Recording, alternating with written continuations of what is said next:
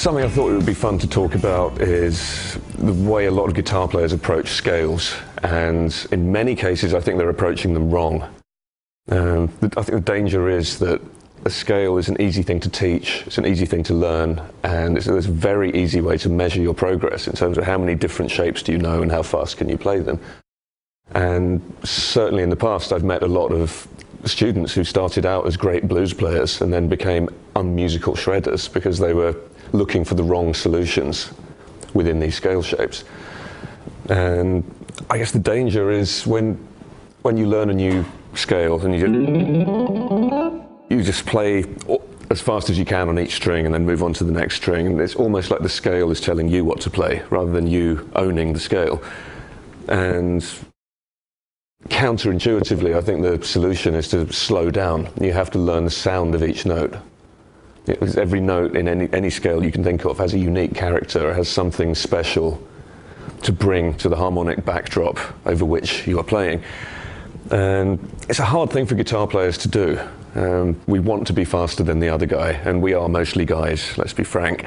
But I think the way I teach people modes now, scales, is probably more conducive to musical end results. So if a blues player comes to me now and they go,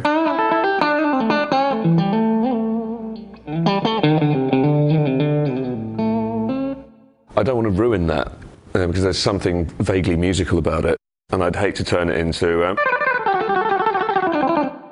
because then there's no music there anymore, there's just the trick.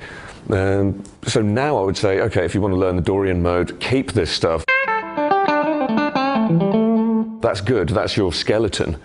And now, instead of flipping a switch and going from pentatonic mode into the Dorian mode, now it's more like a dimmer switch or a fader, and you can introduce the character of that mode gradually. So if you have that as your template, and then that's 5/7 of the Dorian mode anyway. All you need to make it fully Dorian is to add this note and that note in every octave. And the fun thing about that now is you can be slightly Dorian just by using these as embellishments.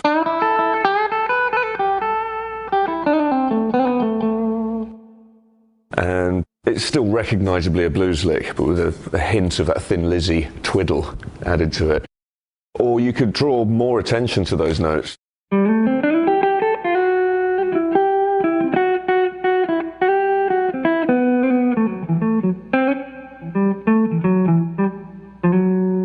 And then maybe even eliminate some of the neighboring pentatonic notes to make it sound more fusion, more angular, and you've got.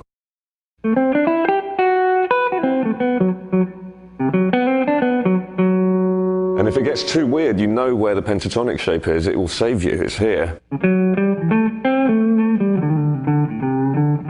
So normal bluesy stuff.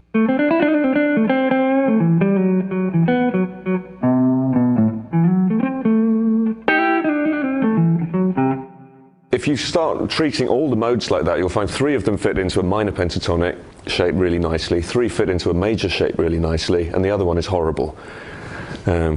Unless you want to play over that chord for 16 bars.